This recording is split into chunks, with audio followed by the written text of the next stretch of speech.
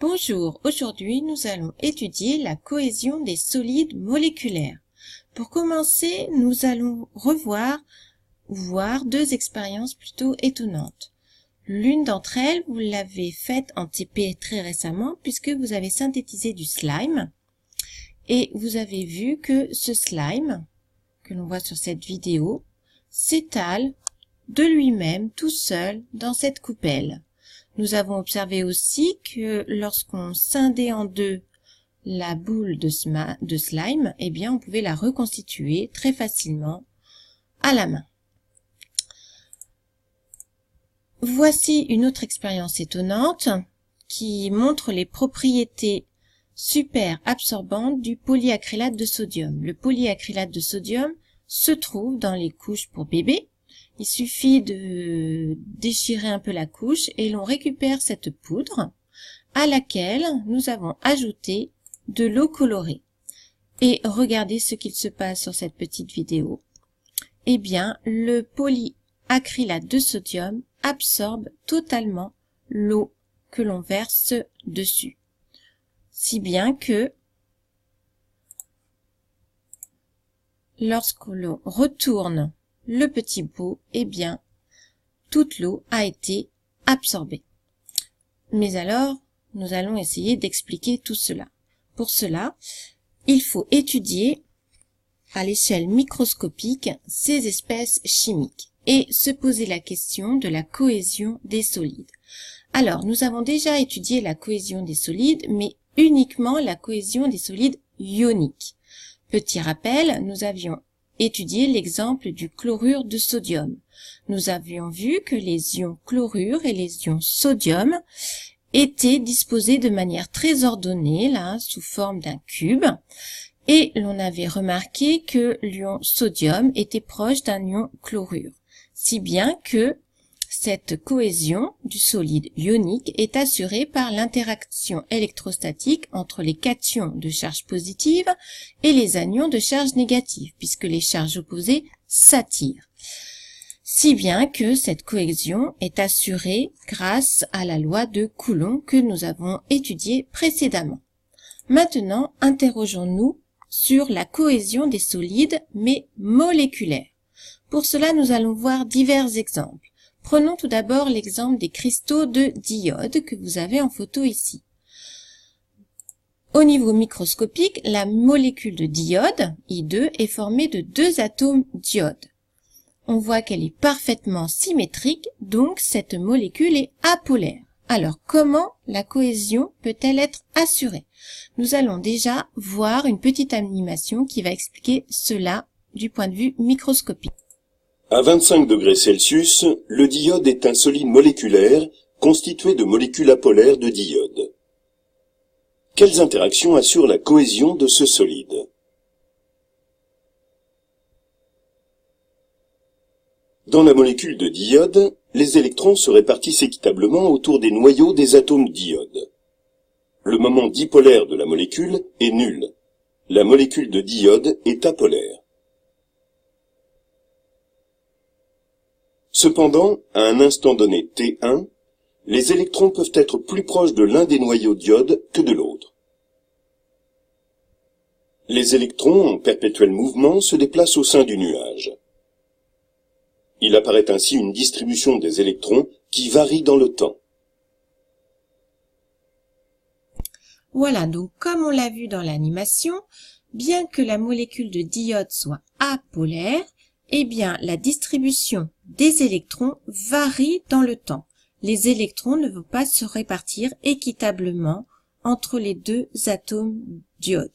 Si bien que, à des instants donnés, il existe des charges positives et négatives au sein même de la molécule de d'iode. Donc, s'il existe des charges électriques, il va donc exister des interactions électrostatiques entre ces molécules, même si elles sont apolaires. Prenons un autre exemple, celui de la molécule de chlorure d'hydrogène, HCl. Là, cette molécule est polaire puisque le chlore est plus électronégatif que l'hydrogène. Comme nous l'avions vu dans un cours précédent, les électrons de la liaison vont être donc attirés vers l'atome de chlore, si bien que cette molécule possède une charge partielle négative du côté du chlore et une charge partielle positive du côté de l'hydrogène. Donc cette molécule est polaire, si bien que il est facile de comprendre que l'on va avoir des interactions électrostatiques au sein de entre plusieurs molécules de chlorure d'hydrogène. Puisque là, vous voyez que à côté d'une charge positive, il y aura une charge négative, donc les molécules s'attirent entre elles grâce aux interactions électrostatiques. Donc pour résumer, qu'une molécule soit polaire ou apolaire, il existe entre les molécules, pour assurer la cohésion du solide, des interactions électrostatiques. Eh bien, le nom de ces interactions est celui des forces de Van der Waals, nom dû au physicien chimiste Van der Waals, physicien hollandais, qui a travaillé sur ce sujet. Donc les forces de Van der Waals sont toujours attractives puisqu'elles assurent la cohésion des solides moléculaires et sont peu intenses. Prenons un dernier exemple, celui de l'eau. Donc de la glace à l'état solide. Regardons cela à l'échelle microscopique. Eh bien, la glace, voilà sa représentation. Nous retrouvons les molécules d'eau, mais on peut se poser la question de ce que représentent ces tiges grises là entre chaque molécule d'eau.